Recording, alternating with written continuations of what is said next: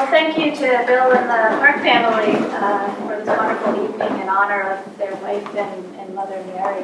Thank you all for coming back and listening to me again and being willing to learn more about the Mass General Cancer Center and our work on neuro-oncology research there. I'm very excited to be presenting to you because clearly it's a passion to me to take care of patients with brain tumors. So again, thank you very much. It's quite an honor to be here. And so I will talk a little bit about our research that the Miles for Mary effort has supported in the last year. So the outline of what I'm going to talk about is brain tumors, and to set the stage a little bit for those of you who don't think about brain tumors as much as I do. And I should ask, can you guys hear me in the back? Yeah. And really talk about two of our active areas of research, particularly molecular profiling of tumors and immunotherapy. So brain tumors are classified or graded on a scale of 1 to 4. 1 is the least aggressive. These tumors tend to happen in younger pediatric populations, and oftentimes the surgeon can go in, cut it out, and the patient can potentially be cured. Grade 2 tumors are a little bit more aggressive. The survival is variable from 3 to 15 years. Grade 3 tumors, even more aggressive, with a survival of about 3 to 5 years. With grade 2 tumors, though, there's a little bit of a tail effect, and what I mean by that is there's a small subset of patients, maybe about 4 to 5% of patients, who are still sitting in my office 10 years later, saying, I'm still here, even though they had a malignant grade 3 tumor. Grade 4 tumors are unfortunately the most aggressive and most common form of primary brain tumors, and all of what I'm talking about tonight are really primary brain tumors, meaning tumors that start from the brain themselves, not tumors that start someplace else in the body and spread to the brain. And grade 4 tumors have a survival of only about 1 to 2 years.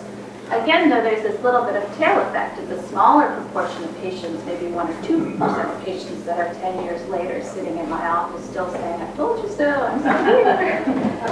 So there's a wide variability in how patients do with primary brain tumors. So one of the questions that we struggle with as clinicians and researchers is why this variability in survival in a patient who maybe has the same type of tumor in their head, the same pathological diagnosis, and also why such a poor prognosis. Why can't we do better in treating these patients? And really what we've learned in the last few years is that there's a lot of molecular variability in these tumors. And what I mean by that is the genetic makeup of these tumors is very different from one patient to the next. So if you think about 2 patients who walk into the emergency room looking exactly the same, complaining of some neurological symptom, they get diagnosed with a primary brain tumor. You take that tumor out and you look at it under the microscope. The genetic makeup of that tumor might be very different in one patient versus the other. And that genetic makeup and that molecular heterogeneity really will predict whether or not a patient has a worse survival or an improved survival. So what we really need to move towards is this concept of patient-specific management. We should not be treating these patients in the same way, even though they have the same diagnosis of a grade 4 primary brain tumor. And so as we work towards this goal, there's sort of 2 approaches that we try to take in targeting patient-specific management. One of them is this concept of targeted molecular therapy, and the other one is using immunotherapy. So if we take the first approach, which is targeted molecular therapy, what we've been doing is most patients who come through MGH will have a very thorough, complete molecular genetic profiling of their own tumor. So in practice, what this happens, that patient walks into the emergency room, and unfortunately most patients do walk into the emergency room, and they will go to surgery. We take their tumor out, and we run it through the lab and figure out what specific mutations or genetic alterations that particular patient has in their head. We then try to identify a particular type of treatment that will target the specific mutations that that patient has in their tumor. And then the question becomes, what is our impact on the tumor itself? Once we've given them that targeted therapy, are we having an impact on the tumor? Are we changing that curve to improve survival? And it's this question mark that a lot of my research has been focusing on. How do we figure out what we are doing to the tumor with our targeted therapies? Are we reaching our target?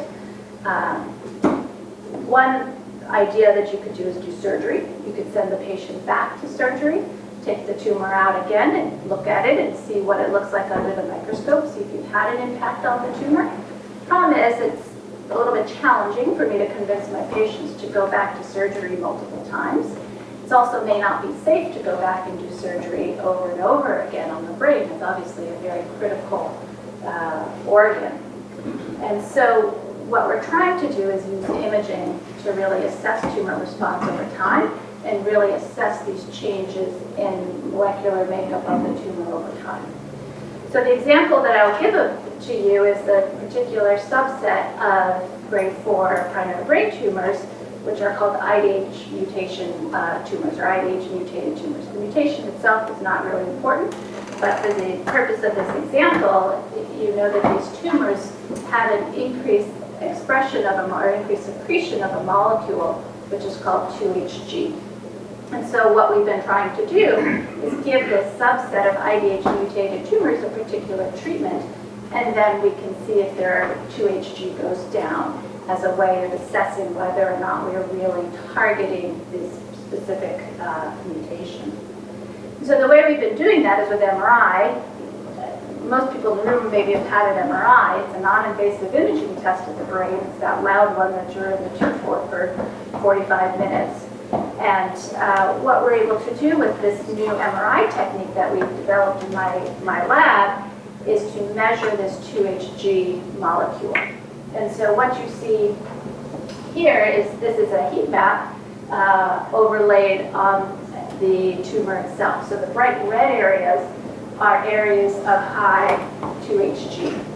This patient went on and had radiation therapy, and we see on the subsequent post-treatment heat map, you don't see those red bright areas, suggesting that there's been a decrease in your 2HG. You've actually had an impact on the tumor itself. So that targeted therapy that we're using for this particular patient population is having an impact. And so this is a great way of monitoring patients as they go through treatment, and also a great tool for drug development, because clearly our goal is to develop new drugs to, again, change that survival curve that these patients face.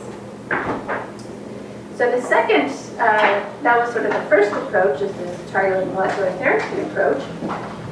And our second approach is to do immunotherapy.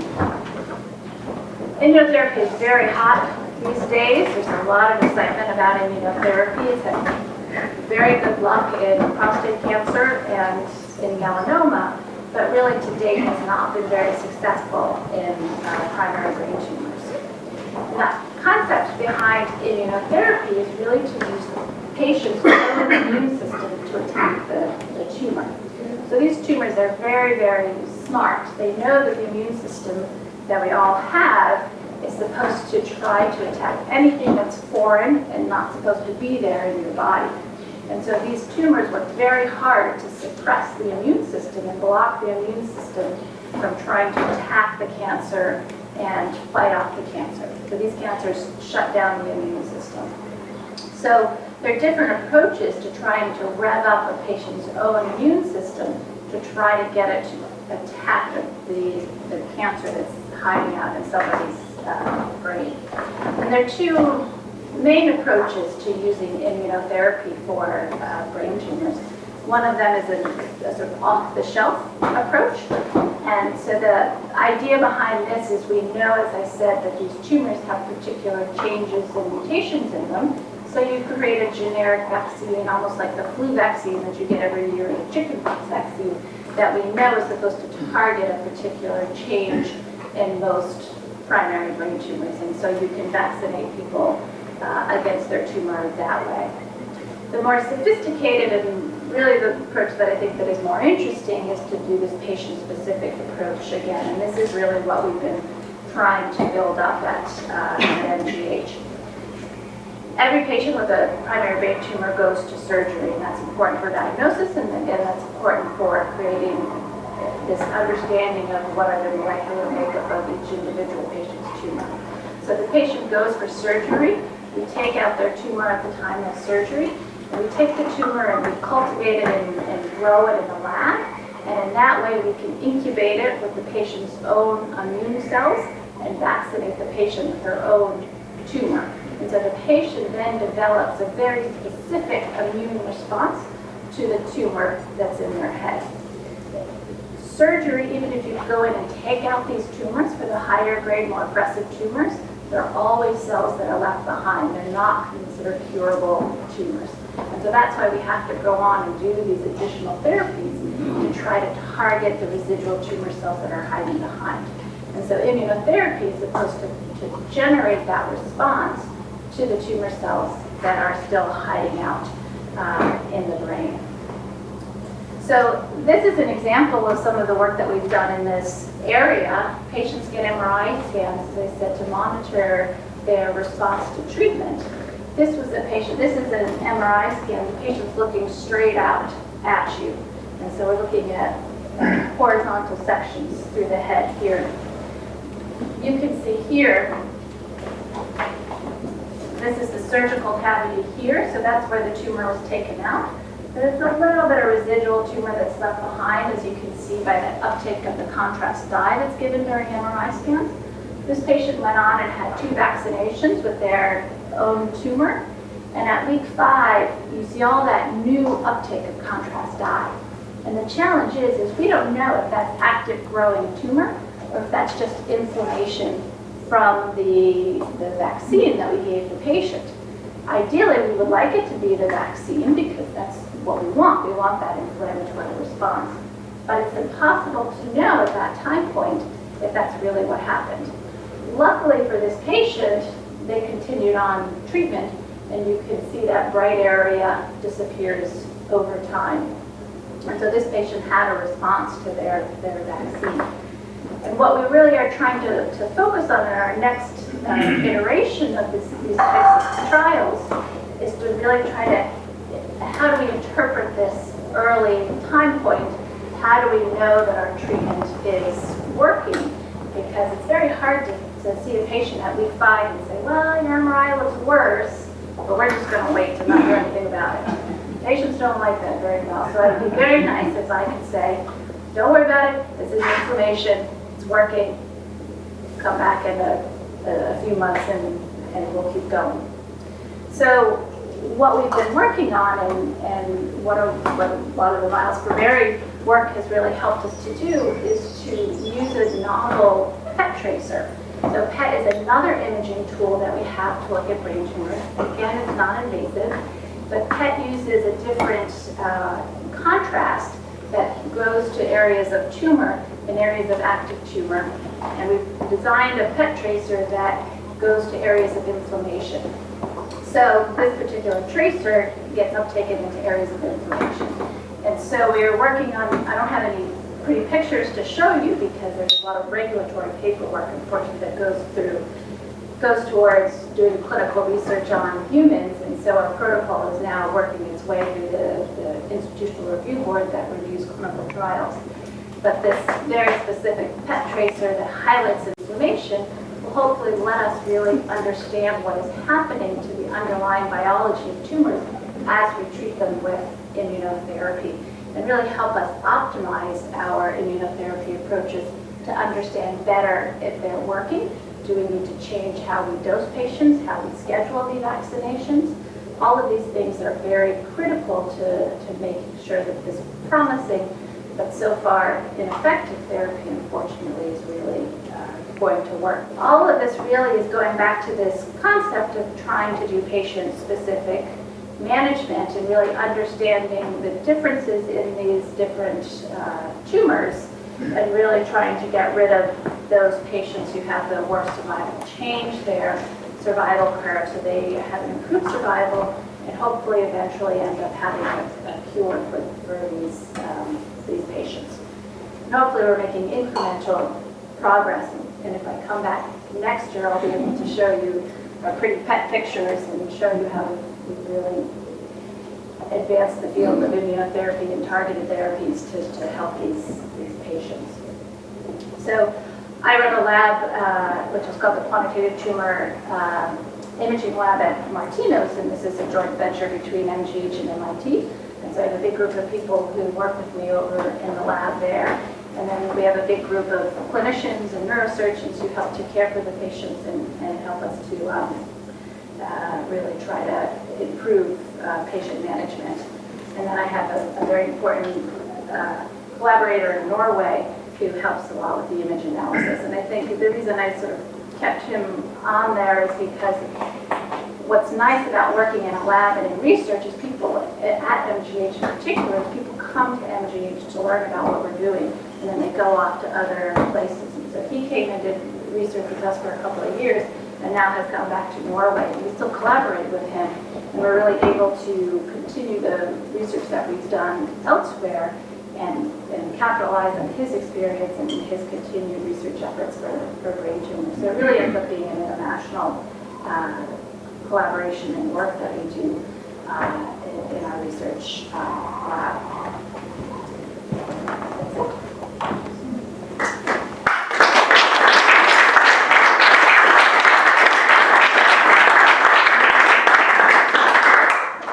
How difficult is it to actually determine the grade of the tumor at the outset? In other words, how subjective is it? Is it possible that there are some that are right on the line which might account for the fact that some patients end up living longer than originally expected? It does. So the grading of the 1, 2, 3, 4 can be very variable. Usually grade 1s are easy, grade 4s are easy. That spillover between grade 2 and 3 is very hard to make, and there's always a little bit of error. And you'll have a pathologist read it at MGH, and you'll have a pathologist read it at the Brigham or some other hospital, and you might come up with a different diagnosis. And that's part of the reason we're trying to really move more towards the molecular profiling, which is more objective, because you're coming up with a list of genes that are altered, and that is a yes or no answer. So you're moving away from that subjective classification, but it is one of the things that does contribute to that variability. In brain cancer, does a 1 turn into a 2 and then a 3 and 4? Unfortunately, usually 1s, hopefully those are cured, but the 2s, right, the 2s tend to go to 3s and then onwards. So there is a natural progression, unfortunately. Most of the 4s, if detected earlier, might have 401. Probably not the 4s. There's a subset of 4s that were a 2 and a 3 and a 4, but unfortunately the vast majority of 4s start de novo. Okay, so they're very different than molecularly. Right. So those de novo 4s are very different from the 2s, the 3s, and the 4s. I have another question. In the case that you described of the immunotherapy, what is the, how many weeks forward you go before you think this really is working?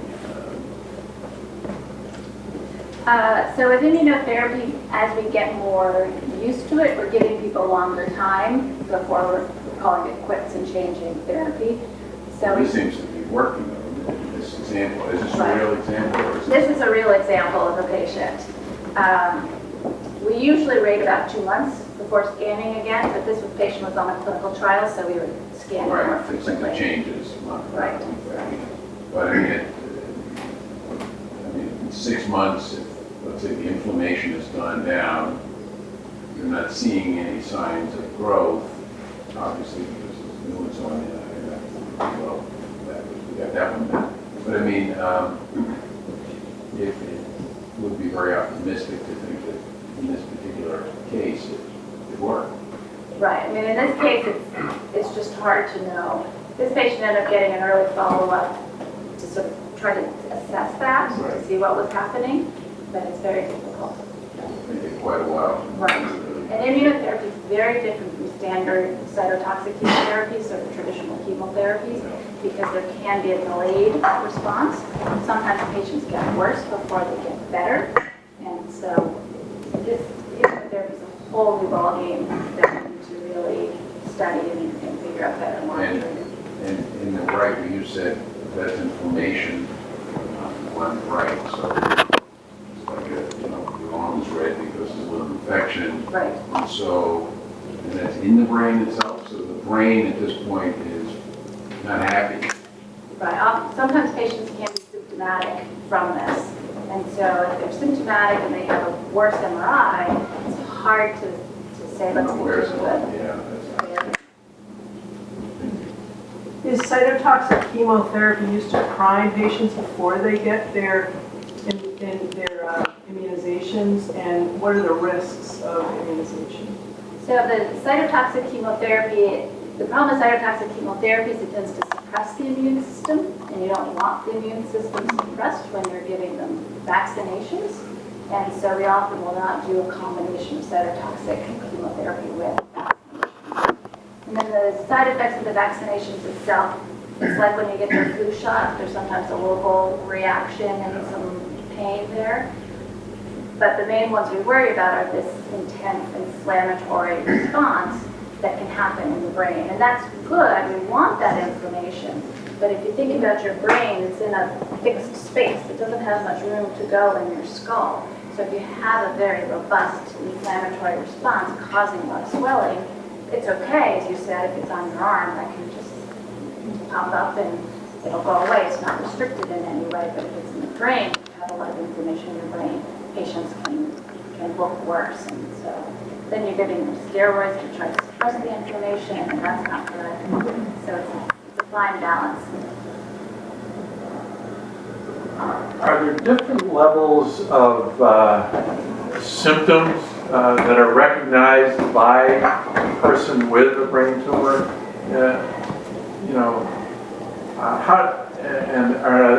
Do they vary from grade 1, 2, 3, and 4? Are they all different, the symptoms, or are they? So the symptoms depend on location. So the brain is all real estate. Depends on wherever the tumors can pop up anywhere in the brain. So wherever it pops up in the brain, you may have that symptom. So if you have a tumor that pops up in the part of the brain that controls motor function, you're going to notice that tumor sooner than if it pops up in an area of the brain that is a more non-eloquent area of the brain that doesn't have a lot of day-to-day control over what you do. And so it's hard to correlate necessarily certain symptoms with certain grades of tumor. Tumors can appear in any part of the brain.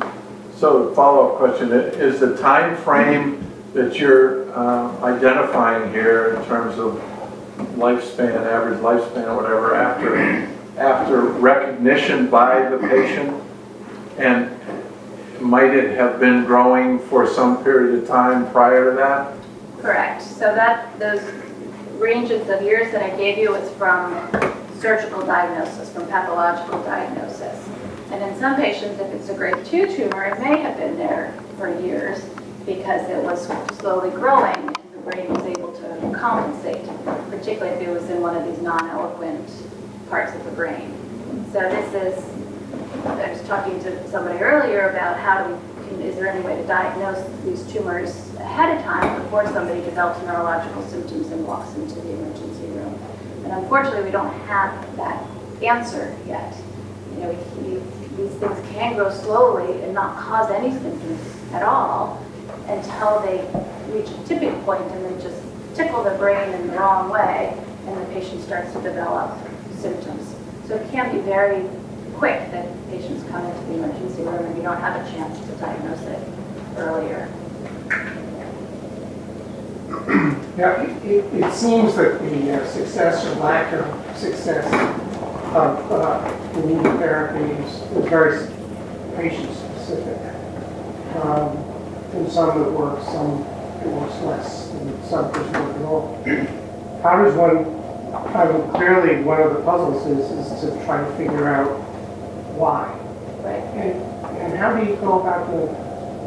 So if we could, we would look at the tumor tissue itself and see what the changes are pre-post therapy, but we can't do that so well in brain tumors. Lung cancer done a phenomenal job of this. It's very easy to access the lung. Melanoma, same thing. You can often do a skin biopsy and understand how the tumor responds or why it may not respond to therapy. So that's why we're really, with brain tumors, we're relegated to looking at imaging markers, trying to understand, are you reaching your target pathway that you think you're reaching with immunotherapy? Maybe you are, maybe you're not. Or trying to figure out other non-invasive tools to assess why this patient responded and why this patient didn't. But it's a big open question and a big area of research. I think maybe you went into the immunotherapy. I'm not that familiar with it. Has it had good results in other cancers or tough diseases, or where did it come from? So prostate cancer, there's now an FDA-approved immunotherapy for prostate cancer. And then melanoma has had a couple of immunotherapies that have been approved as well. And, the success is being, patients respond for 8 or 9 months, and then they go through the immunotherapy. But those are 2 examples where it has been effective. There hasn't, unfortunately, been a successful trial in brain tumors yet. But there have been trials. There are trials, yes. How often should people have MRIs, even if they don't think they have anything wrong? Should it be an annual exam?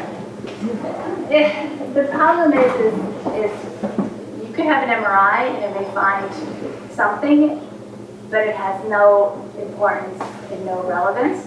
And then you go down this rabbit hole of trying to figure out what it is, or then you're stuck trying to do surveillance annual MRI scans to try to figure out what it is, make sure it doesn't change or grow over time. Unfortunately, surveillance scanning has never really been shown to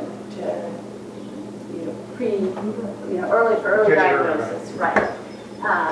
Because what happens is you have your MRI now, today, clean, looks good, your tumor can start to grow tomorrow.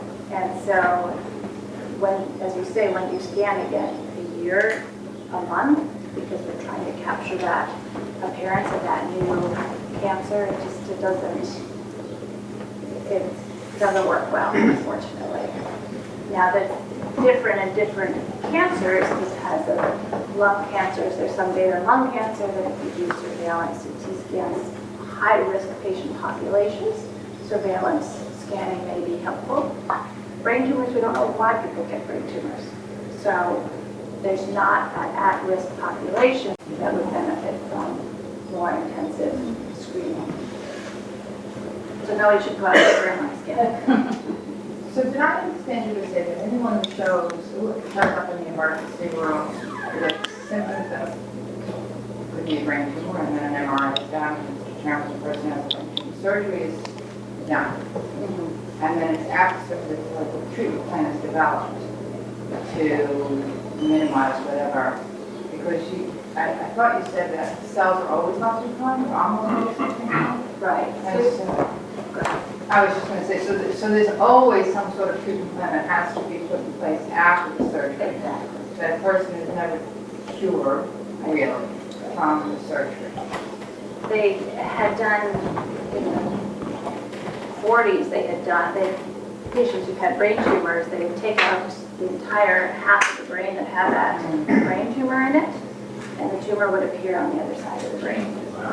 So at the time of diagnosis, there are already tumor cells really on the other side of the brain. So this is why early detection is even challenging. Right. You really have to detect it before the tumor develops, which doesn't make sense. That's back to the immunotherapy, that you want it to be going in this whole area as opposed to just sort of concentrating in the spot. Right. So that's why surgery takes out the bulk of the disease, and then we do radiation, chemotherapy, and then ideally these targeted therapies, immunotherapy, to get the cells that are hiding out. So this particular cancer is really working on brain cells. It's mutated brain cells. Right. So to the supporting cells of the brain that have gone haywire and have just become cancerous. So this doesn't, I mean, case of wound, like cancer metastasize, they end up with bones and things. This cancer probably doesn't do that, it stays. But It's the exception, nothing's 100% in medicine, but it'd be the exception to have it appear outside of the brain and to stay in its environment. I have heard there are some areas of the brain where a tumor is not operable. Is that so? And if so, what is that location where you cannot operate? So in the deep parts of the brain, so down here in the middle part, it's very hard for the surgeon to get to there. In the brainstem, which is the bottom part of the brain that connects the brain to the spinal cord, that is not generally considered operable. It poses a big problem for us to treat those patients because we don't know what type of tumor they have. We don't know what their molecular characterization is, and so we can't do this sort of targeted approach. We will argue with our neurosurgery colleagues and say, just take a little piece and let me know what it is. And so depending on where it is in the deep part of the brain or sometimes in the brainstem, they can sometimes do a small biopsy. But everything is a risk-benefit balance in medicine. And so if the risk of doing surgery outweighs the benefit, then sometimes we're left saying, okay, well, I think this is a brain tumor, we'll have to treat it lifelong, but that's not an ideal scenario. Let's go back to detection. How do you detect it? I mean, as you said, this real estate over here, it's easier than back here, wherever. What research is being done in detection? So not a lot is going into detection itself because it's so hard to detect these. You know, MRI is really the best way of saying there's something wrong going on there. There is this concept of circulating tumor cells. So if you did a blood test, you might be able to detect tumor cells circulating in the blood. That's been thought as an avenue for other types of cancer detection and monitoring and treatment response. The challenge with the brain is that those circulating tumor cells, the ones that spill into the bloodstream, they don't spill into the bloodstream when it's in the brain, because the brain is that protected environment. And so it's protected by this blood-brain barrier, and so they don't spill. So I don't have a good answer for the detection piece. It's a very critical part of it, but it's this big black box that we haven't been able to get a handle on.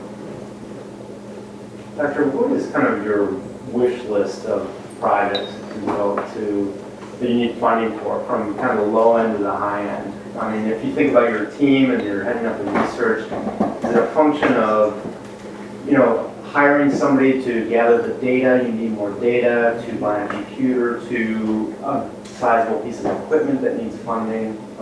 What's kind of your holiday list, if you will? A lot of it is personnel and hiring people to do the work. And then a lot of it is working, so personnel is probably the key thing, hiring those smart, bright people. And then imaging research in particular is expensive, so doing MRI, PET scans is expensive. And then getting the drugs from the drug companies is a very key piece of this.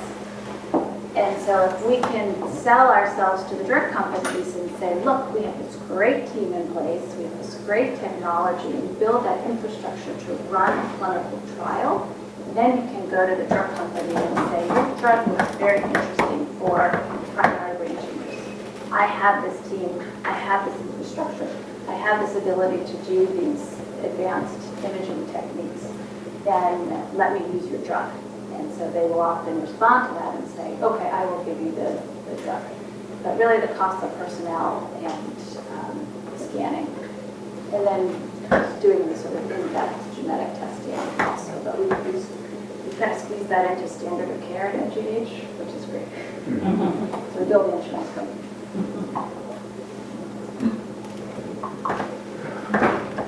How do you look at the question of solid tumor versus single cell suspension in terms of immunotherapy? What do you do to issue when you first get it? How do you prepare it? Once we take it out of the body, you mean? Right. So we'll take it out of the body and then we'll take it into the lab. And so then we'll incubate it with these other cell types that will cause, which will upregulate the factors that stimulate the immune system. And then you take the patient's own blood or white blood cells and you incubate it all together. And then you can inject that back into the patient.